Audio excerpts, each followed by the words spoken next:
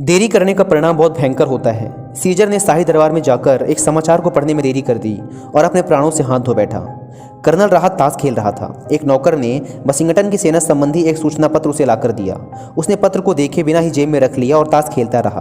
खेल समाप्त होने पर उसने पत्र को पढ़ा और अपने सैनिकों को वशिंगटन की सेना का सामना करने के लिए तैयार होने को कहा, किंतु तब तक अवसर हाथ से निकल चुका था। उन्हें घेर कर गिरफ्तार कर लिया गया, फिर सबको मौत के घाट उतार दिया गया।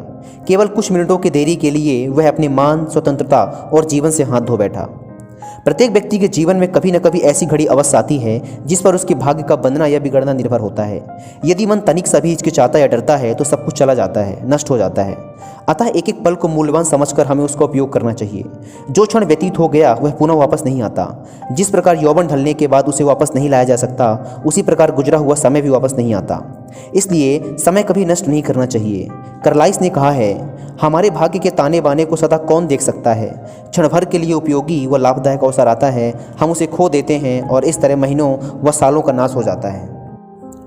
यदि टाइम को मैनेज ना किया जाए, यानी समय का प्रबंधन ना किया जाए, तो समय साथ छोड़ जाता है। एक व्यक्ति का कहना है, पहले मैंने समय बर्बाद किया, अब समय मुझे बर्बाद कर रहा है। प्रत्येक कार्य उसके समय पर किया जाना ही उचित है। समय किसी से भेदभाव नहीं करता। इसे इस बात की भी परवाह नहीं कि आपका रंग या जाति क्या है, आप किस वर्ग के हैं, आपके माता पिता क्या करते थे या आपकी अपने बारे में क्या राय है। हर दिन एक कोरी स्लेट के साथ शुरू होता है। इससे कोई फर्क नहीं पड़ता कि बीते काल में आपने क्या किया था। हर दिन नया होता है। आपके पास भी बाकी लोगों जितने ही अधिकार और अवसर होंगे। उदाहरण के लिए, आपके पास एक निश्चित मंजिल है। अपने लक्ष्य तय कर लेना, उस मंजिल तक पहुंचने का टाइम टेबल बना लेना, ये बहुत ही आसान है। यदि आपको पता है कि आप कार से कहीं जाने वाले हैं, तो यह जानना समझदारी है। आप किस समय घर से निकलेंगे, आपको कब तक क्या क्या कहाँ कहाँ पहुँचना है, आपका रास्ता क्या है, आप किस रास्ते से जाने वाले हैं, वहाँ पहुँचने के बाद आप क्या करेंगे। समय का प्रबंधन आपके लिए कुछ करने का समय बचाता है। यह प्रबंधन आपके समय को बर्बाद नहीं होने देता। आपका प्रत्येक कार्य सुनियोजित ढंग से संपन्न होता है। यदि हम सफलता की चाहत मन में रखे हुए हैं, तो जीवन में हमें कुछ नियम ही बनाने होंगे। हमें देखना होगा कि हम अपनी अमूल्य निधि को नष्ट ना करें। हमारी अमूल्य निधि निश्चित रूप से समय ही है। हमें समय की कद्र करनी चाहिए तथा समय के मूल्य को पहचान कर उसका सदुपयोग भी करना चाहिए। प्रत्येक प्राचीन काल में जब रेल व तारघर आदि नहीं थे, उस समय सरकारी डाक और चिट्ठी पत्रियाँ आदि ले जाने के लिए डाकिये काम पर लगाए जाते थे। उन्हें यह भी स्पष्ट कर दिया जाता था, यदि मार्ग में विश्राम करोगे तो डाक पहुंचने में देरी होगी, यदि देरी होगी तो सजा मिलेगी। इस प्रकार उन लोगों को समय नष्ट करने का परिणाम भुगतना होता था। पूर्व काल में जिस कार्य को करने में बहुत समय लग जाता था और मार्ग की कठिनाइयाँ अलग से झेलनी पड़ती थी, वही कार्य आजकल हम कुछ ही घंटों में कर लेते हैं। और जो कार्य आजकल हम 1 घंटे में कर लेते हैं, उसे हमारे पूर्वज 20 दिन में भी नहीं कर पाते थे। किंतु इतनी विकसित वैज्ञानिक सभ्यता से हमने क्या लाभ उठाया।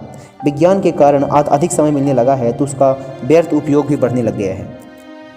सदा स्वस्थ और आनंदित रहने के लिए यह परम आवश्यक है कि हम समय का पूरा सदुपयोग करें। इसके लिए टाइम मैनेजमेंट यानी समय का प्रबंधन अति आवश्यक है।